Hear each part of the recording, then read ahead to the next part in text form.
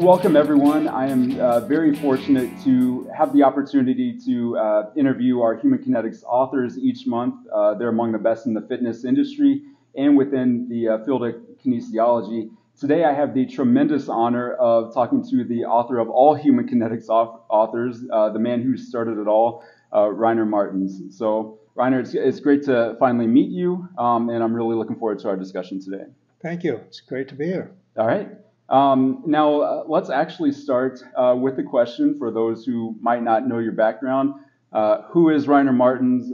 Tell us kind of about your journey, growing up, and what kind of influenced you to, to kind of be where you are today.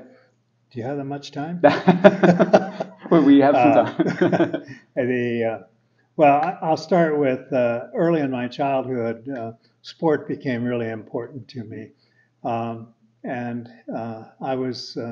I came from Germany when I was 4, and my being in 1947, being a little German boy in the United States was not a good thing because we had just fought a war with Germany, and so I was the dirty little German kid. But I discovered that if I could play sports well, it didn't make any difference who I was. And so sport became an important part of who I was and has continued to be that throughout my life. And I played various sports in high school and college, then went on to get a degree in physical education at Emporia State University, and then got my master's at the University of Montana. Okay. And quite by accident, I was 21 at the time and became the head wrestling coach at the university, and just did that for a year, and then was a high school wrestling coach, football coach, and taught geography without ever having a course in geography.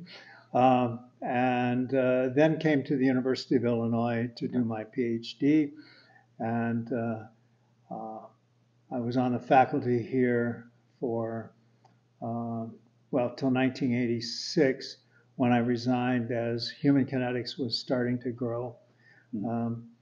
Most people know the story about Human Kinetics. We hosted a conference at the Allerton Park in 1973. It was the first sports psychology conference independent of any other organization. We used to meet one day in front of the American College of Sports Medicine conference, or in front of the Shape America conference. And we decided it'd be really good to meet separately. So we had this meeting at Allerton. People presented the papers, and they wanted to have them published, but I sent it to all the major publishers in our field. When I say all, there were about 2 or 3. Most publishers were leaving physical education because they saw it declining. Anyway, everybody rejected it, and so we started the business. And as the story goes, it was on our ping pong table in the basement with 3 vegetable bins for cash orders, credit orders, and receipts or something. And so that was the humble beginning of Human Kinetics. So obviously a little bit of resiliency there. You were told no on multiple occasions, so you just kind of took it upon yourself to take advantage of that opportunity. I'm curious, as you were a kinesiology professor, like you said, at University of Illinois, which a lot of people would think is a pretty good gig. That's a pretty good job. So what was it that kind of convinced you to leave probably a good situation there to probably in the eyes of a lot of people, kind of take a risk and start up a new company? Yeah. Your assumption's correct. My appointment was in what was called the Motor Performance and Play Research Laboratory at the Children's Research Center, which I was given a full-time research job. And in 1968, when I was given that job, there wasn't another full research job in the country. So it was really unique. I was able to crank out a lot of research, and that got me promoted very quickly. I was promoted to associate professor in 2 years, and then another 2 years to full professor. I was a full professor at the age of 31. Wow. And then I uh, decided in 1970, I think it was really about 1974, 75, I'd done all this research, and I was beginning to have, I guess, a career crisis. Okay. I'd been rewarded very quickly, Mhm. and now I'm asking myself the question, is this research really having any impact on people? Is it meaningful? And I wasn't coming up with a very good answer. Our research was uh, the leading research in the country at the time, but the paradigm that we used to study things was fairly sterile, didn't have much application to the real world. And so I went to Canada and spent a year teaching at the University of Waterloo. And while I was there, I learned about the Canadian coaching education program. Okay. And wow, I was really smitten with that. That it was something that had took some of our research in our field in general and applied it to helping educate coaches. And I thought, that's something I'd like to get into. So I came back to the University of Illinois. Fortunately, they hired me again and started developing a youth sports training center. Okay. And my wife, Julie, she was a grad assistant at the time. Well, she had graduated at that point, I think, and was responsible for a newsletter that we were publishing called Sportsline. Okay. So that's all of that occurred, and as at the same time, Human Kinetics was just we did that one publication, and then someone said, "Well, there are no other publishers. Let's do another publication of this and that." And by 1979, we were getting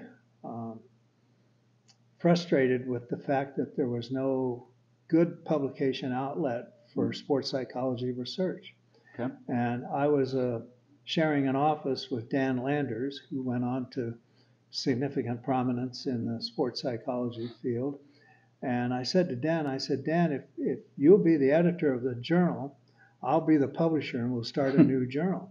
And we did. And then from there on, through the early 1980s, we became the publisher for the YMCA and started doing a lot of proceedings and some textbooks. And by 1986, we had about 40 employees, and we were doing a few $1 million worth of business at Human Kinetics. And at that point, I said, wow, I can't keep both jobs going. And I made a decision. It was a difficult decision because, as you said, I had a great job, and the university was superb to me. They were really kind. And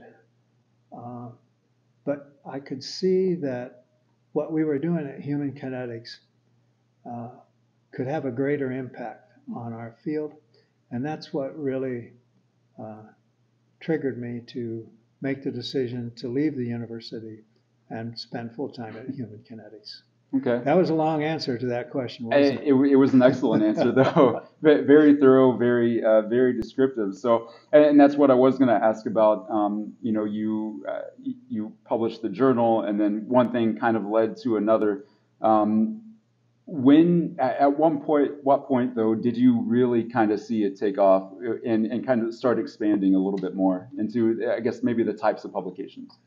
Well, I think in the late 70s and the early 80s, it was evident to me that there was a lack of places to publish the knowledge that was being acquired in our field. And our field was going through a metamorphosis of, we were primarily known as physical education, but physical education was being challenged in higher education at the time.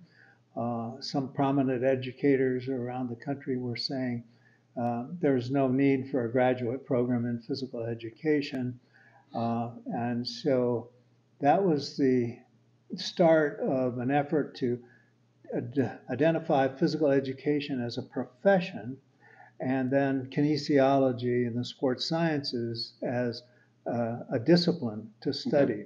And I think human kinetics played a significant role in helping to make that distinction and develop publications both for the profession and for the discipline. Mhm. So now I have to ask: was it your coaching background, your background in sports that kind of led to some of that more like coaching education publications? Is that what brought it on, or was it just kind of that need that you saw?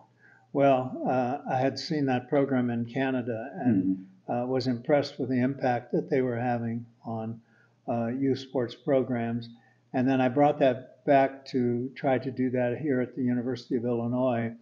And Julie and I were working together on that. And it became evident that the university really didn't want to sponsor a youth Okay. sports center there. And I recognized that I had the resources here at Human Kinetics to do that. And so Okay. we developed the American Sport Education Program here at that time. Okay. And myself as a trainer and coach, I definitely appreciate that. Like I told you beforehand, I've long before I came to Human Kinetics, I've really relied on the company for continuing education and for all those resources. So I definitely thank you for that personally. I wouldn't be the coach and trainer that I am right now without all of that. So I guess moving forward now, like over the years, how have you kind of seen the company progress from, like you said, starting on a ping pong table essentially, and how have you seen it kind of progress throughout the years? Yeah. We initially did resources that would primarily be considered reference material and nothing to do with how-to books or those kinds of things. Okay. And then there was more interest in developing some textbooks, and that was a major step for us. In fact, I turned down doing a textbook on exercise physiology in the early 1980s because I didn't think we had the capability to do it well. But gradually we developed that capability, and so moving into the textbook uh, publishing area was important. We started expanding journals. That Hmm. was really significant. I'm very proud of the fact that I think personally I started 14 of our journals here by conceptualizing one of the subdisciplines in our field and then finding an editor that would do the editorial work for it, and then we would do the publishing. So that was happening throughout the 1980s Hmm. and continued on into the 1990s. Then I had a former master's degree student, a guy named Jim Peterson, who um, started his own publishing company Okay. and unfortunately overexpanded and went into bankruptcy. Mm. And we bought out his inventory, and his publishing was more in what we would call trade publishing. Okay. So, and at the time, we still had bookstores in existence that were carrying trade books in sports, uh, Barnes and Noble, and Borders, and those. But we saw a lot of that in decline. Then, so we became a trade publisher Mm. and did quite well in that. That became another significant area for us. So, academic publishing, journal publishing, and trade publishing really were the focus. In between there, we were the publisher for the YMCA of the USA, which started in the early 1980s. Julie, in fact, made the transition to them coming here. And that at the time when we started the YMCA, I remember we were making about $1 million a year at Human Kinetics. And when we acquired the YMCA, that doubled us to 2 million a Wow. year. So it provided some of the funding for the growth that we were doing. Okay. And as a company, I know you started off with obviously yourself. I think I read one other employee, but it's just seemed to grow over the years. Probably because the company as a whole has expanded, so you've had a need for more employees. So did the rate of progression on that surprise you at all? At maybe how fast you were able to grow it? Yeah, well, a little history there. That first employee was my wife, Yeah. Marilyn, Okay. who passed away in 1991, and Julie, my current wife, and I hope forever, uh, was the first employee that we actually hired, Okay. and she did everything. She did editorial work. She swept the floors. She typed manuscripts. She did the marketing. So then we started seeing a need for more help. Particularly, we wanted to control our production more. Okay. So we bought a typesetting system and hired Sandra Meyer as our typesetter for that. And Sandra stayed with us for many years and retired a few years ago. But yes, then we started hiring and moving from one location to another to have the space to accommodate the staff. It was I was the HR director up to about when we had about 40 some employees, Okay. and it got to be just too much. And then Right. we finally hired an HR person, and that was a wonderful relief for me to then be able to focus more on the publications.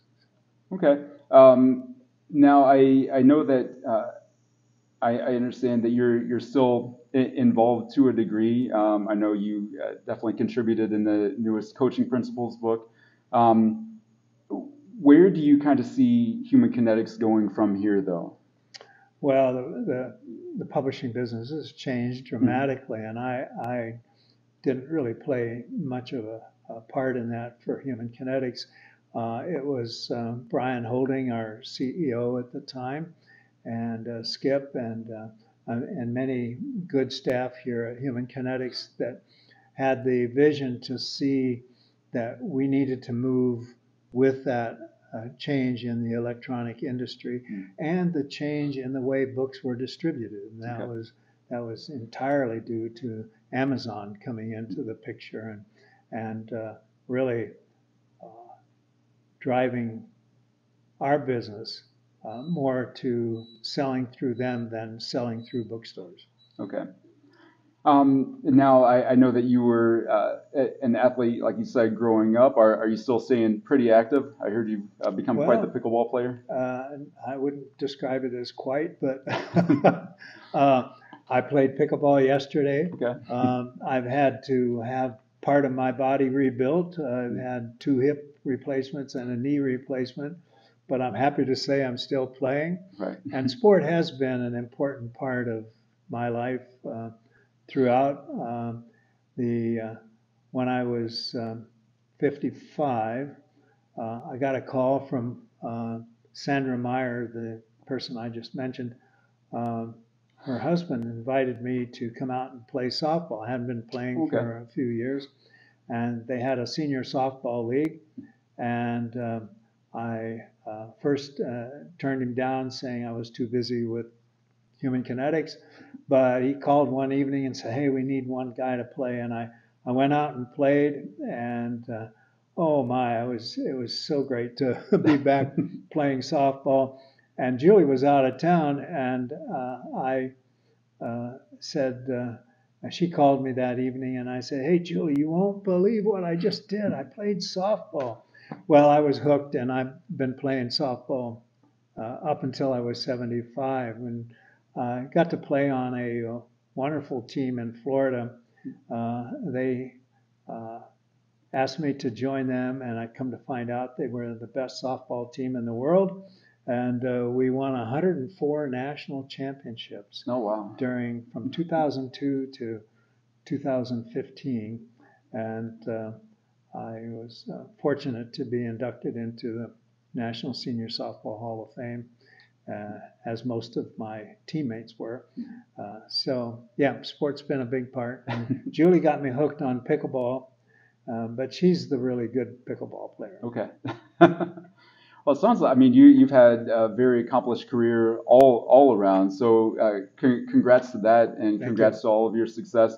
I really do appreciate your time. It's been a pleasure talking to you today. And like I said, as a trainer and coach myself, I appreciate you kind of taking that risk, if you want to call it, and kind of changing careers and really building up human kinetics. I know I can probably say on behalf of a lot of my colleagues in the industry that we do appreciate what you've done, what you've started to help us grow in our careers too. You've really made a big impact on everyone's life.